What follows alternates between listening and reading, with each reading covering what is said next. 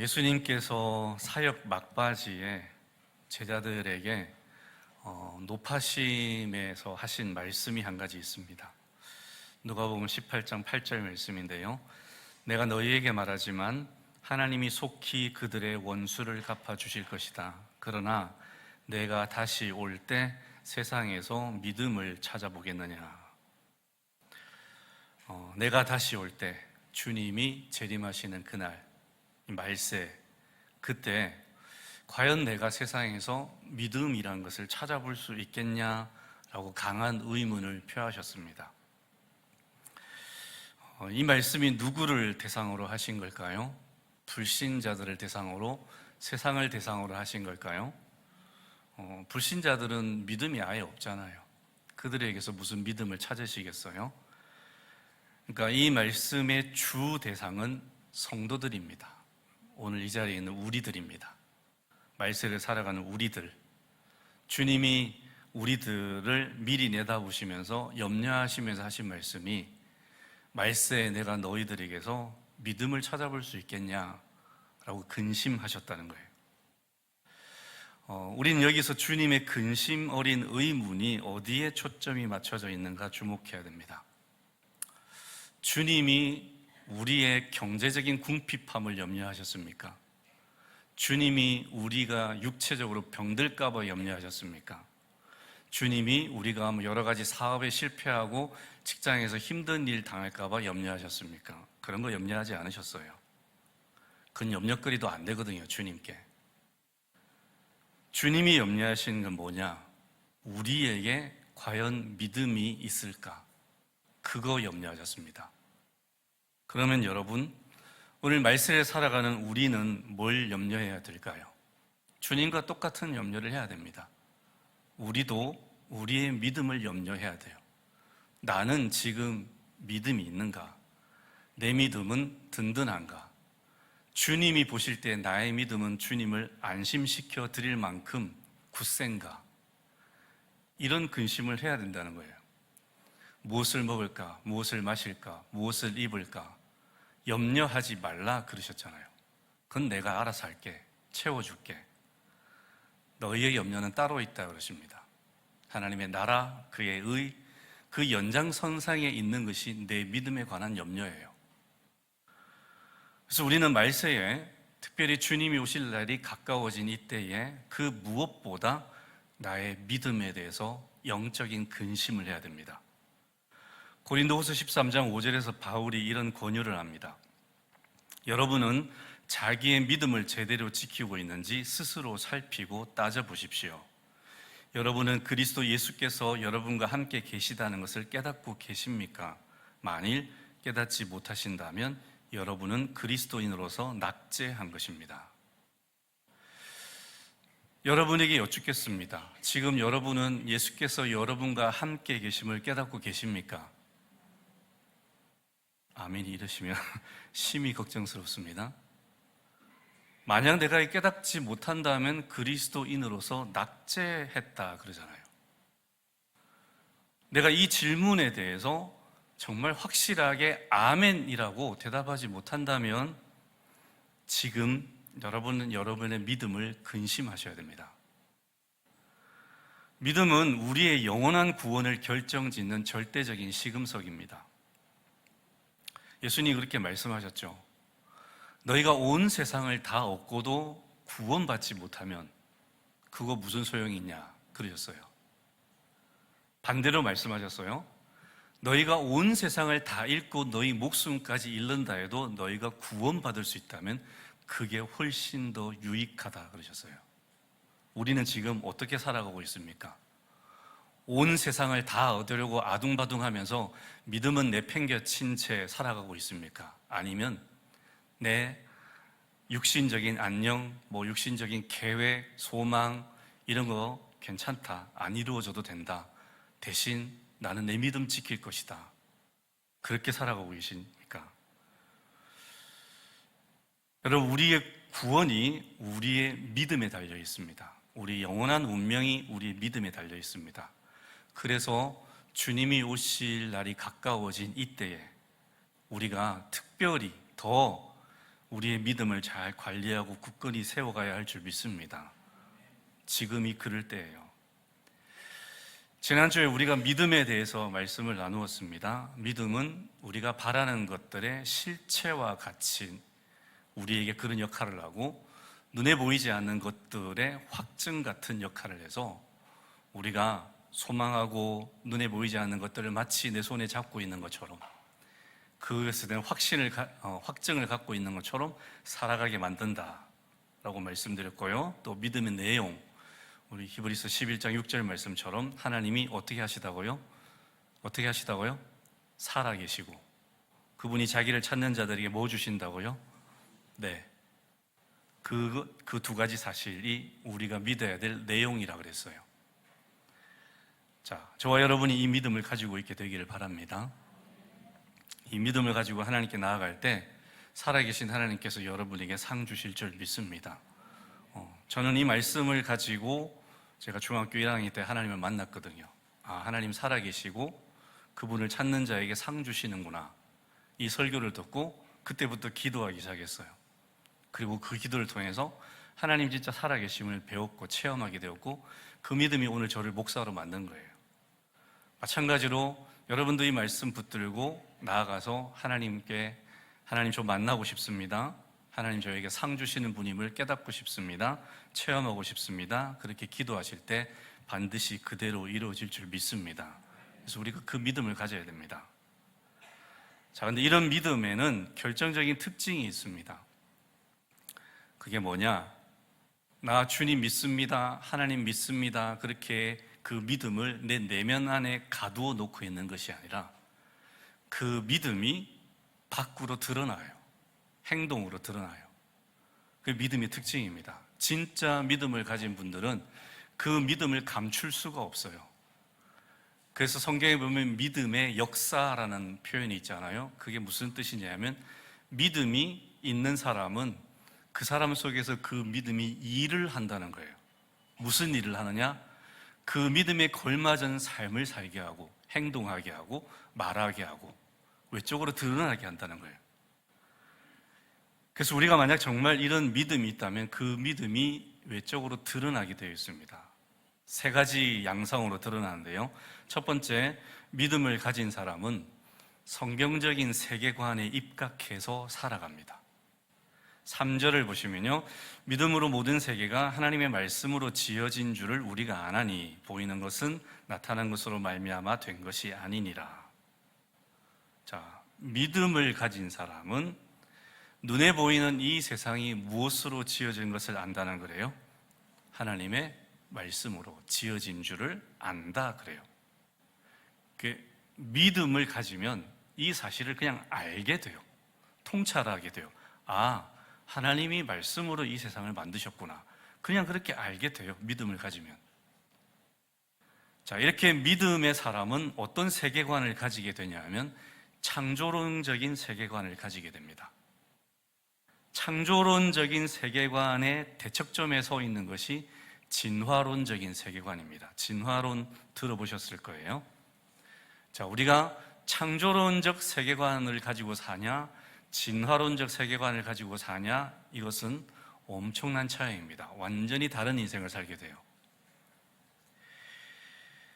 진화론적 세계관이 굉장히 복잡한데 가장 근본적인 전제가 뭐냐면 눈에 보이는 이 세상과 모든 생명체가 우연히 발생했다는 거예요. 이 우연이 전제예요. 근본적인 전제입니다. 자, 그래서 이 사람들은 자연이라는 용어를 씁니다. 여러분, 자연이라는 용어를 우리가 쓰잖아요. 자연의 뜻이 뭐죠? 스스로 자자, 그러할 연자. 스스로 생겼다는 거예요. 자, 이 그럼 기독교적인 용어일까요? 맞을까요? 아닐까요? 기독교적인 용어가 아니죠. 기독교는 피조물이라 그러죠. 만들어진 물체, 물질. 근데 진화론적인 세계관을 가지고 있는 사람들은 자연이라는 용어를 써요. 이 세상은 그냥 우연히 스스로 생겼다. 자, 근데 이 진화론적 세계관이 가진 중대한 문제가 한 가지 있는데 그게 뭐냐? 우연히 생겼기 때문에 모든 것이 우연히 생겼기 때문에 존재하는 모든 것에는 목적도 의미도 가치도 없다는 거예요. 이 세상이 우연히 생겼고 모든 생명체, 우리 인간을 비롯한 모든 생명체도 우연히 생겼기 때문에 그 모든 것에 목적도 없고 의미도 없고 가치도 없다는 거예요. 그래서 그렇게 얘기하잖아요. 어디서부터 와서 뭘 위해 존재하는지도 모르고 어디로 가는지도 모르는 인생. 이게 진화론적인 가치관에서 나온 인생론이에요. 왜 사는지 몰라요. 왜 존재하는지 몰라요. 내가 지금 어디로 가는지도 몰라요. 그냥 살아요. 우연히 생겼으니까. 그냥 유전자가 본능적으로 활동해서, 그냥 남자, 여자 유전자가 본능적으로 활동해서 태어나게 만들고, 그럼 태어나면 또 그 사람은 그냥 사는 거예요. 우연히 생겼으니까. 그 존재 목적이나 의미가 없어요. 그래서 진화론자에게, 진짜 진화론을 신봉하는 사람에게 가서 물으면 당신 왜 삽니까? 물으면 모른다 그래요. 때문에 진화론자들은요, 자기 인생의 허무함을 견디지 못합니다. 그래서 자살을 택하기도 합니다. 왜? 살 의미가 없으니까. 왜 살아야 하는지 동기부여가 전혀 안 되니까. 그래서 힘들면 그냥 끝내지 뭐하러 살아. 이렇게 가는 거예요. 진화론적 세계관에 갇혀서 살아가면 이런 삶을 살게 됩니다. 자, 반면에 창조론적 세계관은 완전히 달라요. 본문 3절에 보면 세상이 하나님의 말씀으로 지어졌다 그래요. 이 지어졌다라는 이 우리말의 헬라어 원어의 뜻이 뭐냐면 질서가 잡혀 있다는 거예요. 질서 있게 세워졌다는 거예요.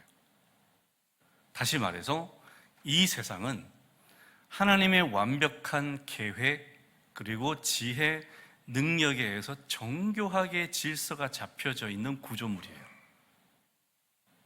그리고 목적이 있다는 거예요. 특히 인간은 누구의 형상대로 만들어졌죠? 하나님의 형상대로. 모든 피조물 중에 유일하게 창조주의 형상을 닮은 피조물이 우리 인간이에요. 그러면 하나님이 그분의 형상대로 우리를 만드실 때 재밌는 광경이 창세기에 나와요. 세상을 다 그냥 말씀으로 쭉쭉쭉 만드셨는데 우리를 만드실 때 잠깐 멈추셨어요. 공정을 멈추시고 세 분이 모였어요. 성부, 성자, 성령 하나님 모여가지고 우리가 지금부터 인간을 만드는데 어떻게 만들까 의논을 하셨어요. 그래서 우리의 형상, 우리의 모양대로 인간을 만들자 논의를 하셨다는 거예요. 그리고 나서 우리를 만드셨어요. 굉장히 특별한 존재, 특별한 목적을 가지고 창조되었다는 거예요. 우리라는 존재가. 그래서 인간은 결코 허무하거나 무의미한 존재가 아니고 분명한 목적과 의미를 지닌 존재, 특별한 가치가 부여된 존재라는 거예요. 그러니까 창조론적 세계관에 입각하여 살아가는 성도는 이걸 깨닫습니다. 내가 그냥 여기 던져진 존재가 아니구나. 창조자 하나님이 나를 만드셨고 나를 정말 존귀하게 빚으셨고 나에게 분명한 목적과 의미와 가치를 부여하셨구나. 내 인생은 그런 인생이구나. 거기에 입각해서 살아간다는 거예요. 허무함, 허망함 그런 거 없어요. 만약 우리가 지금 예수를 믿는 내 마음속에 허무함, 허망함이 있다면 우리는 지금 창조론적 세계관에 입각해서 살지 않는 거예요. 나도 모르게 진화론적 세계관에 입각해 살고 있는 거예요. 하나님을 진짜 믿는 분들은 절대 그렇게 살 수 없습니다. 하나님이 나를 얼마나 귀하게 창조하셨는데, 나란 존재가, 나의 인생이 얼마나 가치 있고 의미 있는데, 얼마나 뚜렷한 목적을 가지고 있는데 허망하게 삽니까? 절대 그렇게 못 삽니다. 그래서 하나님의 창조 목적을 깨닫고 그 목적에 합당하게 살아감으로써 마음에, 심령에 풍성한 만족과 행복, 마음이 꽉 차요. 그렇게 살아가게 되어 있습니다. 이게 믿음의 인생이에요. 우리나라에 최재천이라는 유명한 진화생물학자가 있습니다. 이분은 하버드 대학교 졸업했고 서울대 교수를 역임했고 지금 현재 이화여대 석좌 교수로 재직 중이에요. 개미 연구로 유명해져서 개미 박사라고 불립니다. 언젠가 제가 이분의 인터뷰 영상을 본 적이 있어요. 지금도 그 인터뷰 영상이 유튜브에 있어요. 궁금하시면 나중에 찾아보세요. 어떤 진행자가 와서 이제 이분에게 질문을 합니다.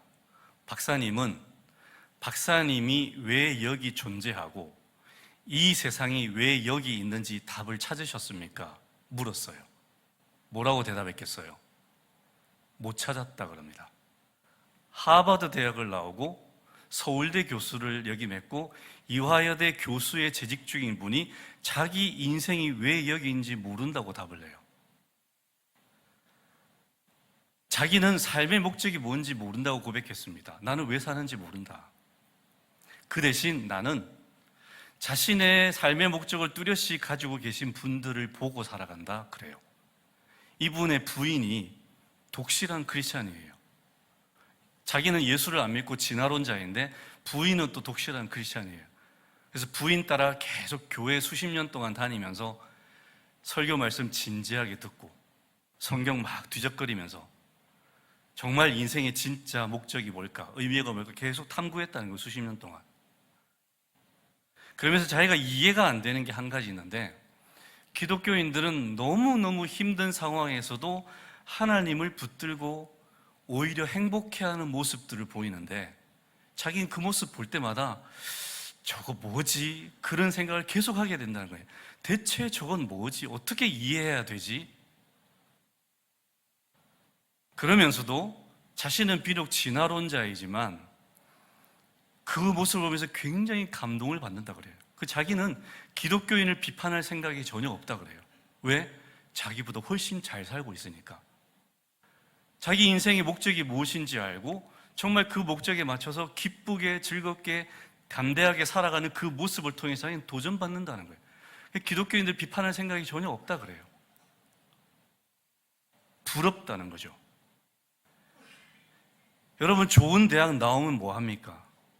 명성과 명예를 얻으면 뭐합니까? 온갖 재물 다 가지면 뭐합니까? 똑똑하면 뭐합니까? 정작 자기 인생의 목적과 의미조차 모르면 그 인생은 진짜 허무한 인생이 되는 거예요. 무의미한 인생이 되는 거예요. 왜 살아가야지 하는지도 모른 채 그냥 세월에 떠밀려 흘러가는 그런 인생.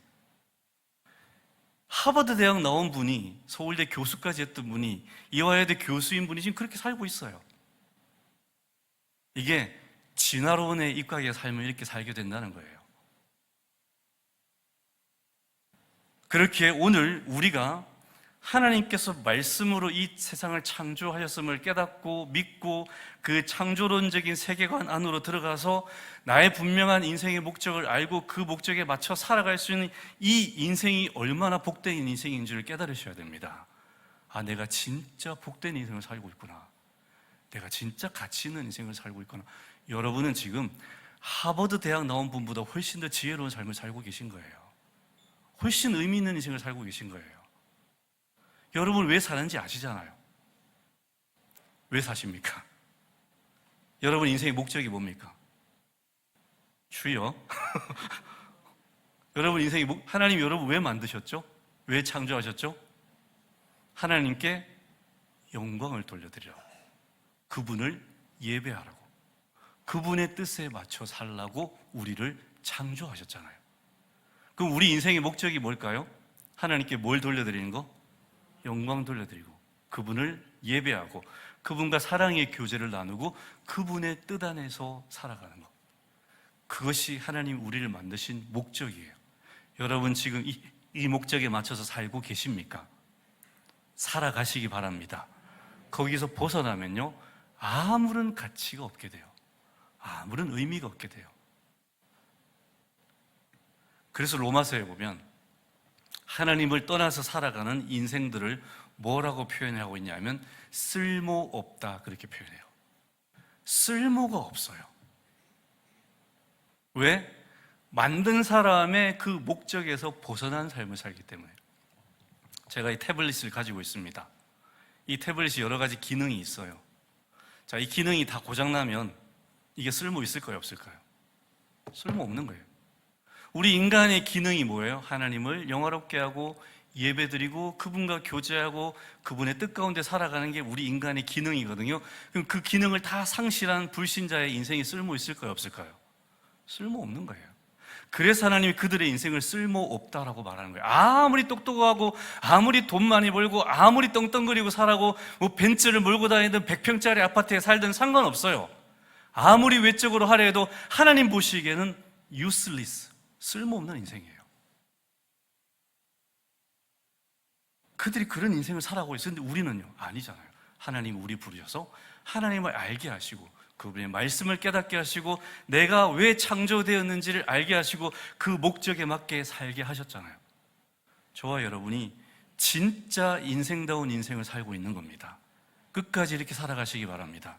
이게 믿음으로 사는 거예요.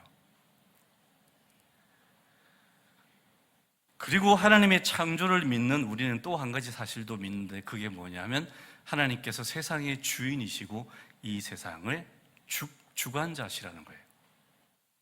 히브리스가 기록될 당시에는 로마 황제가 세상의 주인이자 주권자로 추앙받았어요. 로마 황제의 마음대로 다 되는 거예요. 그래서 로마 황제를 헬라어로 아우토크라토르라고 칭합니다. 아무의 간섭도 받지 않고 자기 뜻대로 세상을 통치하는 자. 그래서 로마 황제 말 한마디가 법이고 말 한마디 떨어지면 곧바로 온 제국에 다 시행되잖아요. 아우토크라토르. 근데 히브리스 기자가요 3절 말씀을 통해서 반론을 제시합니다. 웃기는 소리 하지 마라. 로마 황제가 아니다. 하나님이 주인이시다. 하나님이 주권자이시다. 로마 황제가 아우토크라토르라면 하나님은 판토크라토르시다. 판토크라토르는 무슨 뜻이냐면 모든 것을 다스리는 분이에요. 로마 황제가 고작 로마 제국이라는 그 땅덩어리만 다스리고 있다면 하나님은 로마 제국을 포함한 전 우주를 다스리시는 판토크라토르시다. 그렇게 고백하는 거예요. 하나님의 말씀은 온 우주를 움직이시고 모든 만사를 뜻대로 주관하십니다. 성도는 이 진리를 믿습니다. 이걸 믿고 있는 거예요. 그렇기 때문에 성도의 삶을 보면요, 어떤 역경과 환난 속에서도 넘어지지 않습니다. 낙심하지 않습니다. 왜 낙심하지 않을까요? 여러분이 현실적인 어려움을 겪고 힘든 일을 당하실 때 왜 낙심하지 않으십니까? 누굴 믿기 때문에? 하나님의 무엇을 믿기 때문에? 섭리와 계획을 믿잖아요. 내가 지금 당하고 있는 일들이 이성적으로 이해가 안 돼요. 속으로는 불만이 나올 수 있어요. 하나님, 저한테 왜 이런 일이 일어났을까요? 그런데 그럼에도 불구하고 하나님을 향한 믿음 있는 분들은 이걸 어떻게 이해하냐면, 하나님, 제가 이거는 이성적으로 정말 도저히 납득이 안 되는데 그럼에도 불구하고 하나님은 세상의 주인이시며 모든 만사를 하나님 뜻대로 섭리대로 이끌어 가심을 제가 믿기 때문에 저한테 일어나는 이 일도 하나님의 섭리와 계획 안에 있는 줄 믿습니다. 이 고백을 하기 때문에 안 무너지는 거예요. 그리고 한 가지 더 있잖아요. 이 모든 것이 합력하여 뭐가 되게 하신다? 선이 되게 하신다. 우리가 하나님을 믿는다는 건 이런 거예요. 정말 이 세상에 얼마나 혼란스러운 일들이 많이 일어나고 내 인생에도 얼마나 이해하지 못한 일들이 일어납니까? 그런데 그럼에도 불구하고 모든 만사의 만물의 절대 주권자이신 하나님을 신뢰하는 겁니다. 그분이 내 아버지시고 지금도 나를 사랑하시고 내 인생도 지금 그분의 손안에 있기 때문에 내 인생 안에 일어나는 이 모든 일들이 다 하나님의 섭리와 계획 하에 있고 결국에는 합력하여 선이 되게 하실 것이다. 우리는 이 사실을 믿기 때문에 안 무너지는 거예요.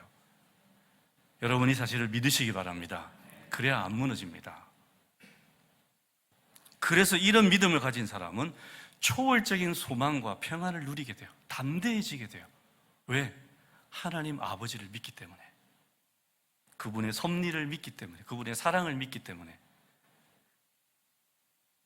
그래서 하나님의 전능하심과 주권을 믿을 때 우리는 흔들리지 않고 정말 의미 충만, 가치 충만, 목적적인 인생을 살아가게 된다는 거죠. 흔들리지 않고. 이게 믿음을 가진 사람의 모습이에요. 이런 삶을 살게 되어 있어요.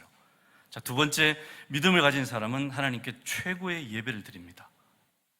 여러분, 우리가 평소에 정말 존경하고 흠모하는 사람을 만나면 그분께 최고의 공경을 표해드리잖아요. 인사를 깍듯하게 하거나 뭐라고 말씀을 드리거나 그러잖아요. 예배도 그런 거예요.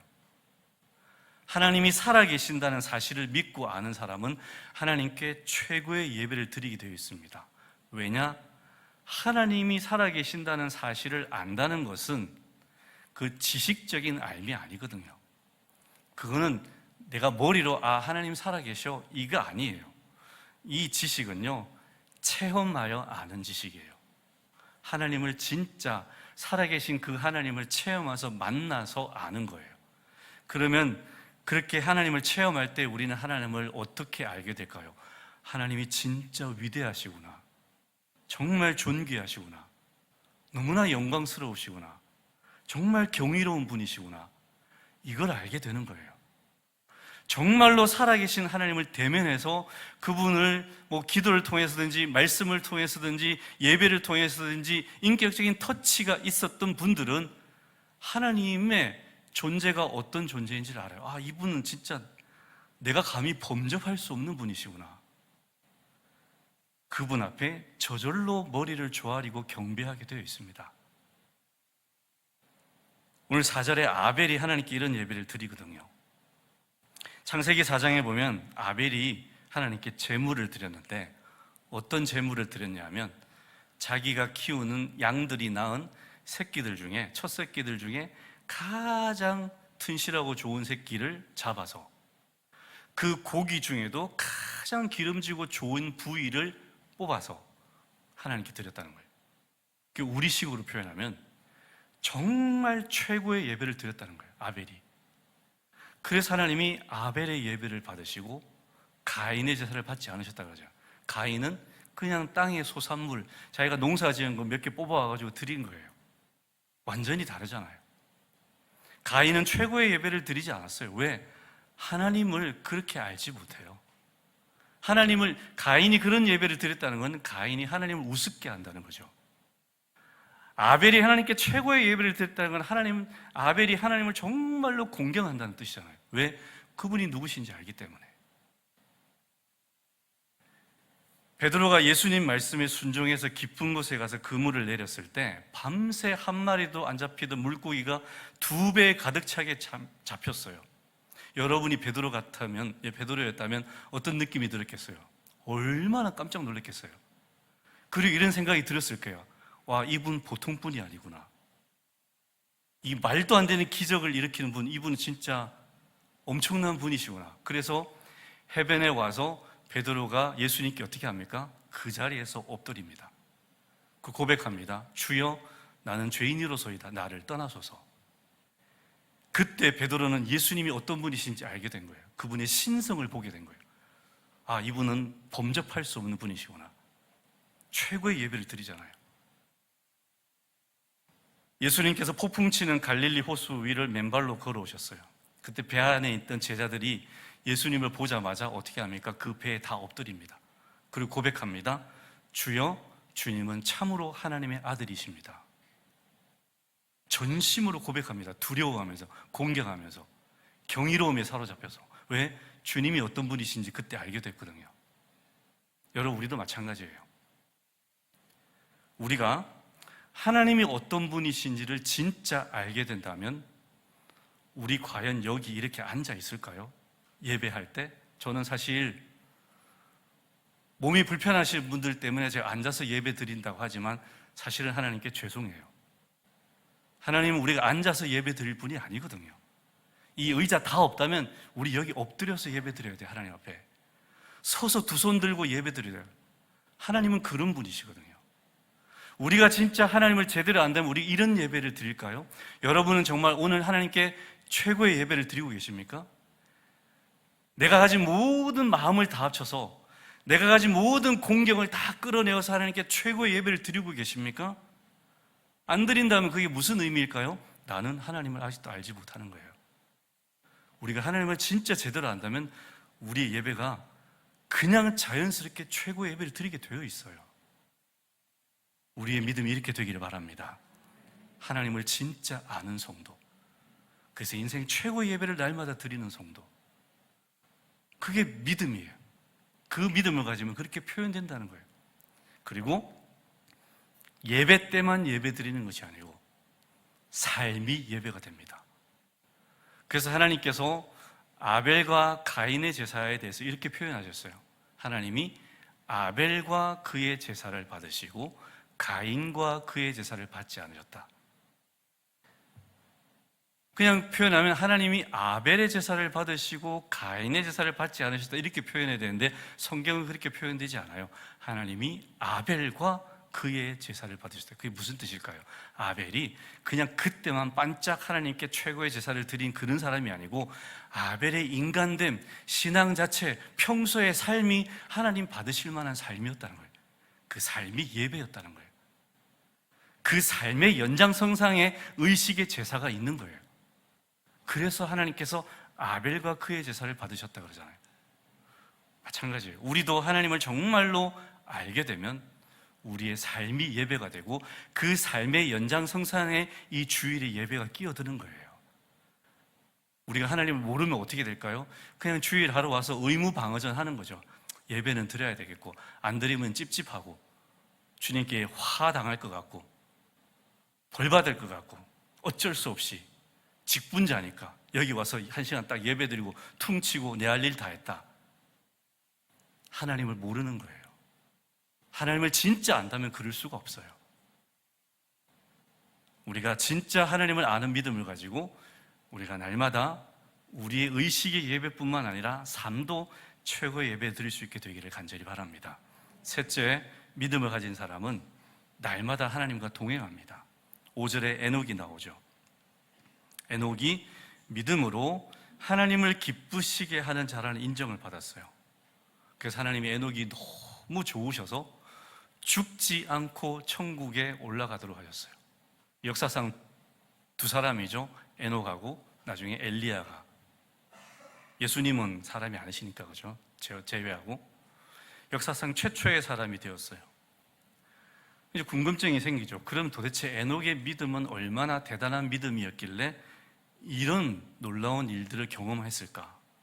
창세기 5장에 보면 에녹이 첫째 아들 무두셀라를 낳은 다음에 그 다음에 그가 300년 동안 하나님과 동행하였더라라는 말씀이 나와요. 그럼 그전에는 하나님과 그렇게 동행하지 않았던 거예요. 무두셀라를 낳고 나서 심경의 변화가 생겼어요.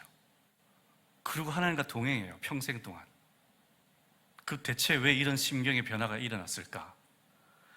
무드셀라라는 이름이 뜻이요, 그가 죽으면 심판이 오리라는 뜻이에요. 그러니까 무드셀라를 낳았을 때 하나님께서 에녹에게 계시를 주셨어요. 에녹아, 네 아들 무드셀라가 죽을 때 그때 심판이 임할 거다. 실제로 무드셀라가 죽었을 때 노아의 홍수가 일어났어요. 그러니까 에녹은 자기 아들이 태어나는 그 순간에 엄청난 비밀을 알게 된 거예요. 이 아들이 죽는 날에 하나님의 심판이 임하는구나. 그걸 알게 되었죠. 그걸 알게 되었으니까 어떻게 살게 되었을까요? 자기가 지금 몸담고 살아가는 이 세상이 하나님의 심판의 대상이에요. 그러면 에녹이 그걸 알고서도 세상의 가치관을 좇아서 세상의 풍습에 따라서 세상 사람들과 똑같이 살 수 있을까요? 없을까요? 못 살죠. 그래서 무두셀라를 낳고 난 다음에 심경의 변화가 일어난 거예요. 아, 내가 이렇게 살면 안 되는구나. 내 아들이 죽을 때 하나님이 심판을 보내신다 그러는데 내 아들이 나보다 먼저 죽을 수도 있는데, 그럼 내가 지금 정신을 차리고 하나님의 뜻대로 살아야 되는구나. 하나님의 말씀대로 살아야 되는구나. 하나님과 동행해야 되는구나. 심경의 변화가 일어난 거예요.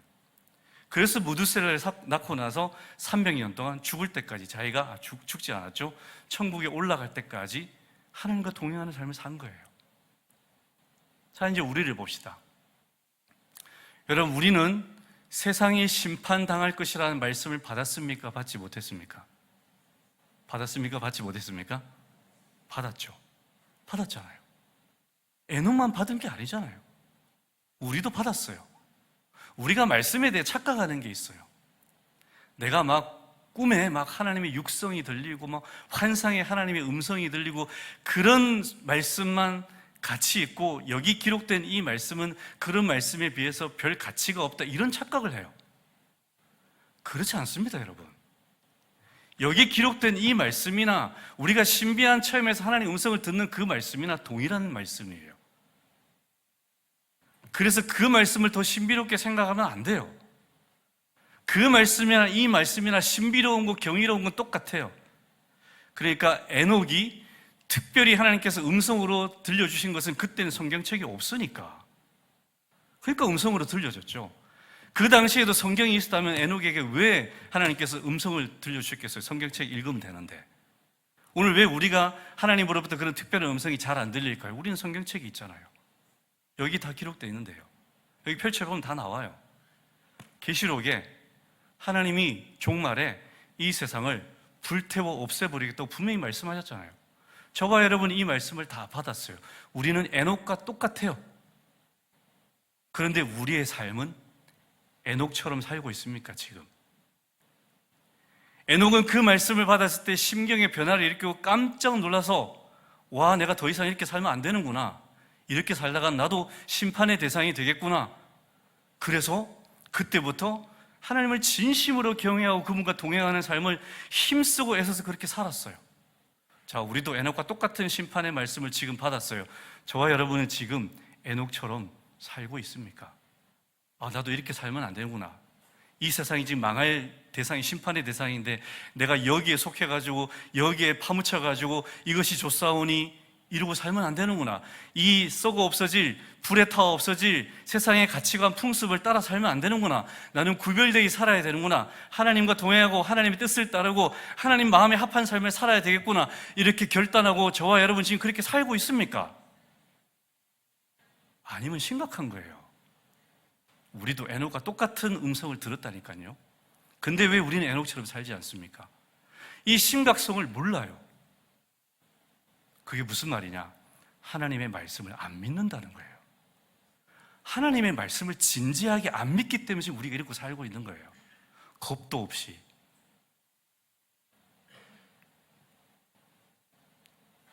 정말로 우리가 하나님이 살아계시고 그분이 심판하신다는 그 말씀을 진짜 진지하게 믿는다면 우리도 에녹처럼 살아야 됩니다. 여러분, 에녹처럼 사시기 바랍니다. 늦지 않았습니다. 에녹은 그때 결단하고 무려 300년을 하나님과 동행했어요. 우리를 봅시다. 우리는 겨우 몇 년 삽니까? 기껏해야 100년 살잖아요. 100년도 하나님과 동행 안 해요. 이분은 무려 300년을 동행했는데 그 100년도 동행 못해서 쩔쩔매요. 이제 우리의 앞날 살 날이 이제 몇십 년도 안 남았어요. 몇 년이 안 될지도 몰라요. 지나간 세월은 그렇다 치고 정말 우리가 다시 한번 제대로 된 믿음을 가지고, 바른 믿음을 가지고 남아있는 이 남은 내 인생만이라도, 얼마 안 되는 이 짧은 내 남은 인생만이라도 하나님과 동행하며 되기를 간절히 바랍니다. 그렇게 살아가시기 바랍니다. 에녹처럼 사셔야 돼요. 믿음의 삶은 이런 거예요. 진짜 믿음이 있는 사람은 이렇게 살게 되어 있다는 겁니다. 말씀을 맺겠습니다. 우리의 믿음이 정말 성경적인 믿음, 말씀에 입각한 믿음이 되어서 우리가 창조되었음을 알고 창조된 목적이 우리에게 주어졌음을 알고 그 목적에 걸맞게 살아가게 되기를 간절히 바랍니다. 우리의 목적은 하나님을 영화롭게 하고 그분을 예배하고 그분과 교제하며 그분의 뜻 안에 사는 겁니다. 여러분, 이것이 여러분 평생의 목적이 되시길 바랍니다. 여기서 벗어나시면 쓸모없는 인생이 됩니다. 그때부터 가치 없는 인생이 됩니다. 우리가 정말로 믿음을 가지고 창조론적 세계관 안에 살아가면 이런 삶을 살게 되어 있고요. 그 다음에 우리가 정말로 하나님을 제대로 안다면 최고의 예배를 드리게 되어 있습니다. 그리고 정말로 하나님을 안다면 우리가 하나님과 동행하게 되어 있습니다. 왜냐하면 이 세상이 곧 심판당할 것이라는 것을 우리가 이미 들어 알고 있기 때문에. 그래서 이 세 가지 사실을 기억하시고 저와 여러분의 믿음이 진정한 믿음이 되고 그 믿음이 우리 삶 가운데 그대로 표출되어서 진짜 말씀에 입각한 삶을 살아가는 성도가 될 수 있기를 주님의 이름으로 축원합니다. 기도하겠습니다. 하나님께서 우리에게 가장 복되고 가치 있는 인생을 살도록 초청하셨습니다. 세상이 알지 못하는 그런 놀라운 삶, 경이로운 삶으로 우리를 부르셨습니다. 하나님, 우리가 이 사실을 깨닫게 해주시고 하나님이 나를 이 땅에 보내신 그 존귀하신 목적에 걸맞는 삶을 살게 해주시고 하나님을 정말로 잘 알고 예배하는 자가 되게 해주시고 하나님의 뜻 가운데 거하며 늘 동행하며 우리도 마지막 때에 하나님을 기쁘시게 하는 자라는 평가를 받는 하나님의 성도들 다 되게 하여 주시옵소서. 예수 그리스도 이름으로 기도드립니다. 아멘.